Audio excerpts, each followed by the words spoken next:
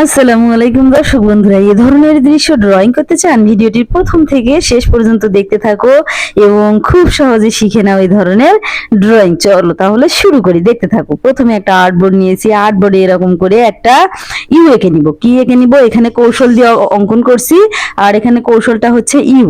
এরকম করে একটা চ্যাপ্টা আকৃতির ইউ এঁকে নিলাম। এরপরে এই ইউ থেকে নিচে একটা ভি এঁকে নিলাম। এরপর এই ওয়াই থেকে একটা ওয়াই এর মাথা থেকে একটা লাইন টেনে, দেখুন, ওয়াই এর মাথা থেকে একটা লাইন বের করে এই মাথাতে লাগাইয়া দিলাম। এরপরে এঁকে নিব কান। হয়ে গেল মাথা এবং কান। এখন দিয়ে দিব ভ্রু।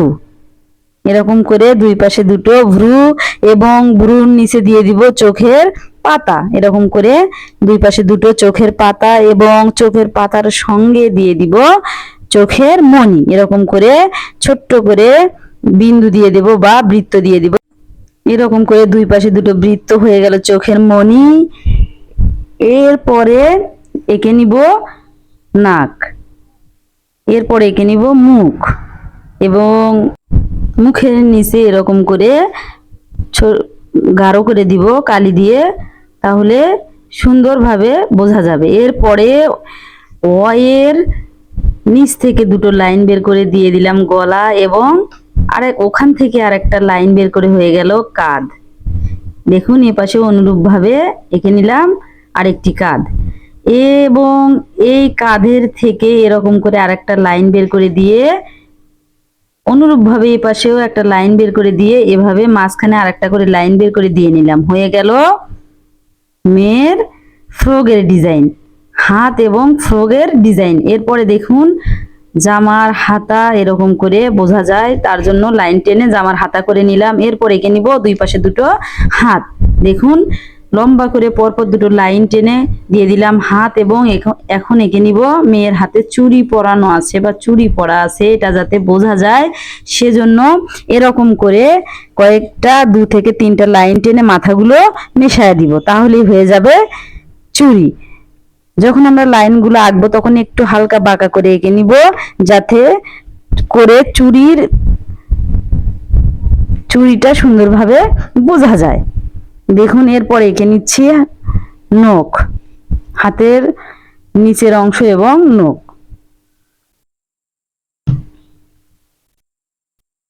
এরপরে অনুরূপভাবে এপাশেও চুড়ির নিচ থেকে এঁকে নিব হাতের তালু এবং হাতের নখ। আস্তে আস্তে অঙ্কন করছি যাতে আপনারা দেখে শিখে নিতে পারেন বা ভালোভাবে বুঝতে পারেন। এটি এখন অস্পষ্ট একটু দেখা যাচ্ছিল, এজন্য গাঢ় করে নিব, একটু মোটা করে নিচ্ছি যাতে বুঝতে সুবিধা হয়।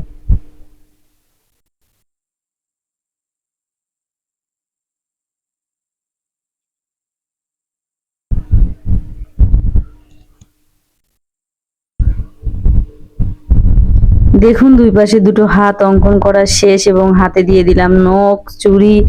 এরপর এখন আমরা ফ্রগের নিচের অংশটি এরকম করে লাইন টেনে নিচের দিকে নামায়া, এই পাশে অনুরূপভাবে আর একটা লাইন টেনে নিচের দিকে নামায়া এই নিচের অংশটা এভাবে হালকা করে বাঁকিয়ে বাঁকিয়ে একটা ডিজাইন করে দিলাম।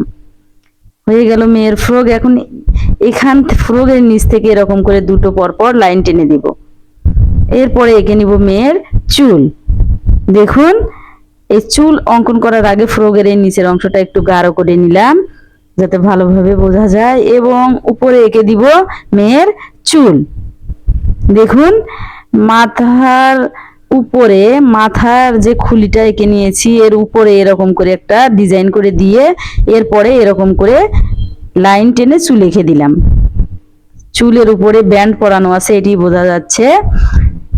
এরকম করে এঁকে দিয়ে ফ্রগের সামনের দিকে এরকম করে জামার কলার এঁকে দিলাম এবং নিচে এঁকে দিলাম এরকম করে লাইন টেনে এরকম করে একটা, দুটো এবং আরেকটা, 3টে এবং এঁকে নিলাম মেয়ের পা। 3টি লাইন টেনে এঁকে নিলাম পা। দেখুন এই পায়ের অংশটা একটু গাঢ় করে দিচ্ছি। এর পরে এঁকে নিব জামার যে নিচের ফ্রকের যে নিচের সেলাইয়ের অংশটা আছে এখানে এরকম করে ছোট্ট ছোট্ট করে বিন্দু দিয়ে একটা ডিজাইন করে নিলাম। এর সাথে সাথেই আমাদের এই দৃশ্যটি অঙ্কন করা শেষ। এখন আমরা এটি কালার করব। কালার করার পর কেমন লাগে চলো দেখে নিই।